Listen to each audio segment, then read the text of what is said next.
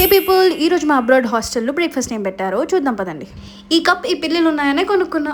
పొద్దున్నే ఈ ఎండలో కనిపించిన అంత అందంగా నేను మళ్ళీ ఎప్పుడు కనపడను. మేబీ ఆ సన్నీ వల్లేమో. అదే అండి మన సన్ను. మొత్తానికి మెస్ దగ్గరికి అయితే వచ్చేసాను. అంతే బద్ధకంలో వెతికి ఒక ప్లేట్ తీసుకుంటాను. వెళ్ళేసరికి ఇంకా చేస్తూ ఉంటారు ఏంటో. Okay, you shouldn't expect more when you're not in home.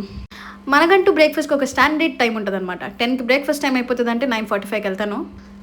అలా వెళ్ళి దానికి కావాల్సిన కర్రీ అండ్ ఇదేదో పెట్టారు అంటే పెద్దగా తినాలనిపించలేదు, కానీ ట్రై చేద్దామని చెప్పి కొంచెం వేసుకున్నాను. ఇంకా ముందే చెప్పా కదా టీ లేకుండా డే గాడవద్దని చెప్పి, అలా టీ పట్టేసుకొని వచ్చి కూర్చొని ఇంకా తినడం మొదలుపెట్టాను.